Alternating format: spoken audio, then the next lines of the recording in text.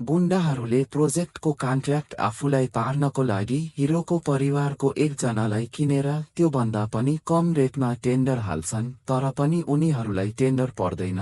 त्यो टेन्डर त हिरोको परिवारलाई पर्छ, किनकि हिरोले कसैले पनि थाहा नपाउने गरी टेन्डर हालेको हुन्छ। टेन्डर नपरेको झोंकमा रिसले चुर भएका गुण्डाहरू हिरोलाई मार्नको लागि खोज्दै जान्छन्, तर त्यही बेला दुईजना पत्रकारलाई मार्ने आदेश आउँछ अनि गुण्डाहरू पत्रकार चढेको बसतर्फ लाग्छन्। उता हिरो पनि आफ्नो पुरानो गाउँ जाँदै हुन्छ। जब बीच बाटोमा पत्रकारलाई समातेर मार्न लागिरहेका हुन्छन्, बाटो बन्द हुन्छ। त्यही समयमा हिरोको बस पनि त्यही पुग्छ। बसबाट ओर्लिएर हिरोले गुण्डाहरूलाई भन्छ, बाटो छोड। त्यहाँ मध्ये एकजना गुण्डाले हिरोलाई चिन्छ, किनकि उसले पहिले नै हिरोको हातबाट एकपटक धुलाई खाइसकेको हुन्छ।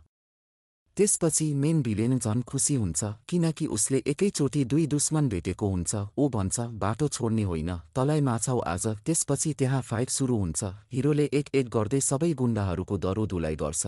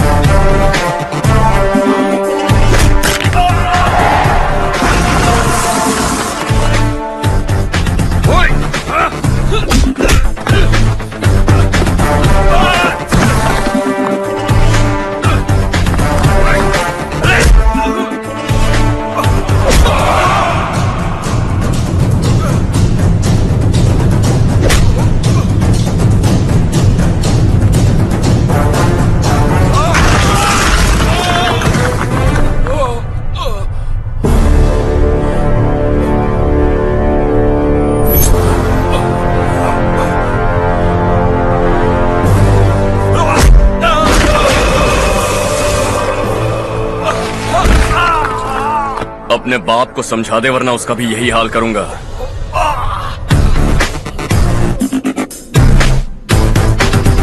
चल गाडी निकाल।